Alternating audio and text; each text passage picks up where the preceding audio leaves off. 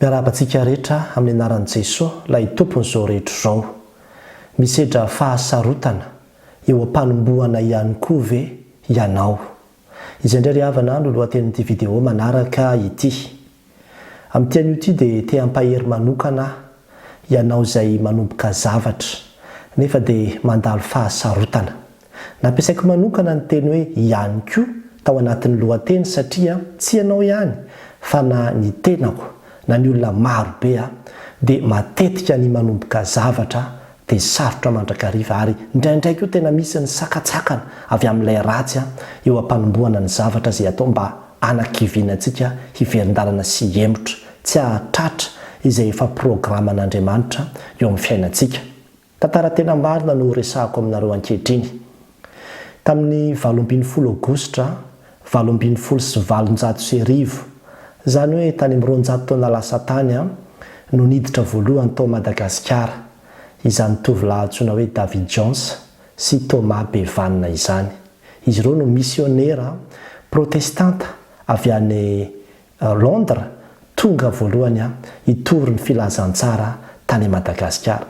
Olona mbola tanora vao eritrerona izy hanomboka asa, hanomboka fitoriana filazantsara any amin'ny tanàna izay tena hoe tsy mbola nandrehan'izany filazantsara izany mihitsy. Dia ny zavatra nitranga dia izao tany Tomasina izy ireo no niditra. Dia nijanonjanona kely tao Tomasina. Efa nanomboka nanangana sekoly tany amin'ilay tanàna antsoina hoe Imangareza. Dia tany nanongana nampianapenatra kely tao dia nandeha naka vady aman-janaka amin'izay tany Maorisy. Dia nandeha niverina nakany Maorisy naka vady aman-janaka dia niverina nakaty Madagasikara. Dia nizao nefa ny zavatra nahagaga. Rehefa tafaverina tao Tomasina izy ireo samy nanambady zany izy ireo dia samy nananjanaka ray avy dia maty ny zanaky Thomas Bevanna, maty ihany koa ny vadiny, ary maty ihany koa Thomas Bevanna, maty ny tazo, maty ihany koa ny zanaky David Jones, ary maty ihany koa ny vadiny. Izany hoe tamin'izy eninareo zany dia David Jones ihany sisa no any velona, ray ny velona tamin'ny anakenina. Ary eo anatrehan'izany dia tsy haiko hoe raha ianao na izaho no sanatria niatrika an'izany tena tonga feto hoe aleo hialy eto amin'ity Madagasikara ity. Ary izy koa tena narary mafy efa faty mihitsy fa nosotran'Andriamanitra izy. Dia lasa izy nandeha niverina kely nitsabo-tena tany Maorisy. Dia rehefa avy any izy dia mbola niverina ihany ary niverina tonga dia nitodidoha avy hatrany nakady Antananarivo fa tsy nijanona tao Tomasina intsony. Dia niaraka tamin'ny gouvernoura, tamin'ny ambassadeur izay nirahan'ny fanjakana anglisy izy tamin'izany fotoana izany, General Hasty, dia tonga dia niona tamin'ny mpanjaka dia nanomboka teo nanomboka nitohizana izany ilay izy. Tsy nijanona izy, tsy nataony zavatra nahasakana azy izay sedra, izay olana, izay fahafatesana isan-karazan'izay satria zany mihitsy. Ary na dia ny tenin'Andriamanitra aza dia milaza an'izany hoe ny vozy izy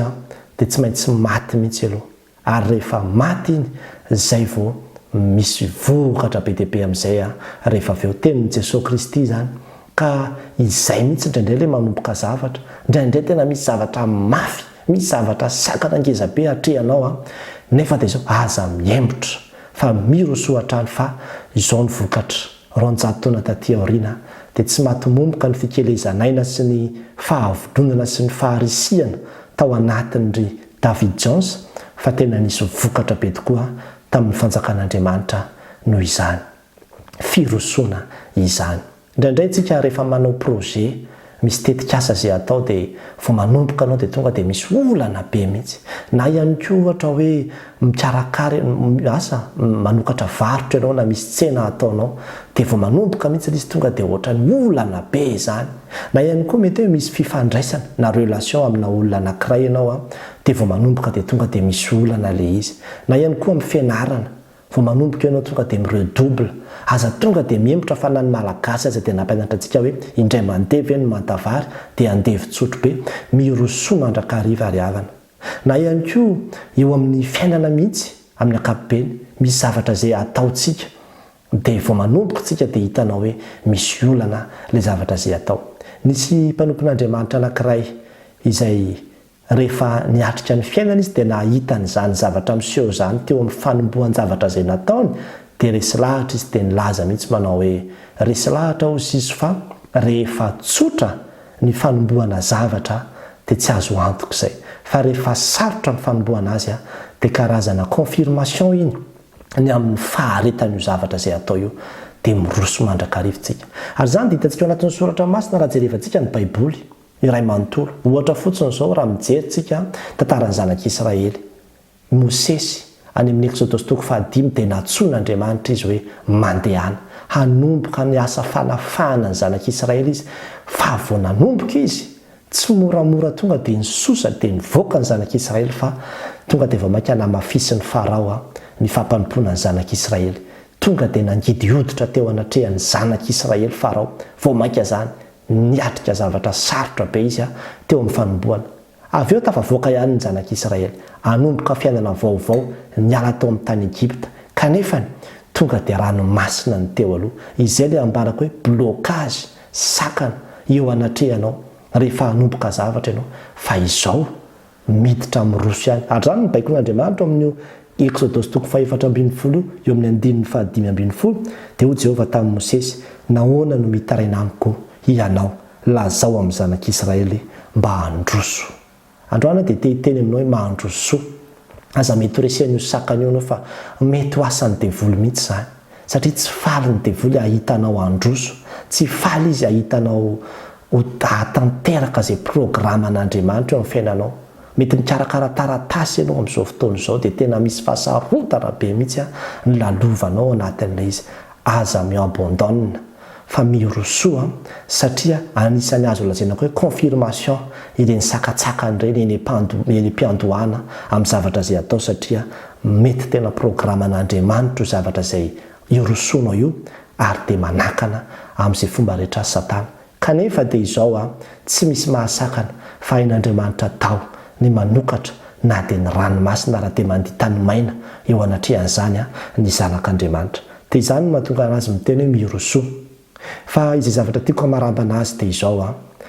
io manomboka zavatra io sarotra mandrakariva indraindray moa tsy ilay fanombohana mihitsy koa ny sarotra fa indraindray koa tena misy ilay sakatsakana isan-karazany eo amin'ilay fanombohana ary zany ndravana ny tena ilaina ny vavaka zany ny tena ilaina ny vavaka rehefa hanomboka zavatra ataovy tena ampy tsara ny vavaka androahana ny asan'ny devoly sy ny asan'ny Satana izay manakorotana eny antsefatsefany amin'ny lalantsika eny ataovy tena feno ny vavaka izay atao satria ny vavaka iny no ery hiatrehantsika ny zavatra rehetra ary zany ny ambaran'ny tenin'Andriamanitra ny fandresena izay ety mandresy izao tontolo izao dia ny finoantsika koa raha mino ianao fa mombanao Andriamanitra dia mirosoa indrindra moa rehefa azonao antoka hoe sitrapon'Andriamanitra ny zavatra izay irosoanao sy tanterahanao angamba mety hoe mikarakara mariazy ianareo dia vao manomboka mihitsy ny fikarakarana dia tonga dia lasa olana be aza atao sakan'izany fa mirosoa na ihany koa hoe vao nanomboka ny vady mihitsy ianareo misy ny olona ravana vao manomboka mivady dia misy olana ao anatin'ny tokantranao satria le cohabitation le fiarahamoniny mpivady eo vao tena mipotra daholo amin'izay ny toetra rehetrarehetra dia lasa misy gidragidra be amin'ny 2 taona 3 taona voalohany iny dia tonga dia miembotra ny maro tonga dia hoe andao hisaraka misy ara tsy mahavita herintaona akory dia efa misaraka dia izay manomboka androany zany dia tadio fa ny fanombohan-javatra mety tsy ho mora mandrakariva kanefa ny dia izao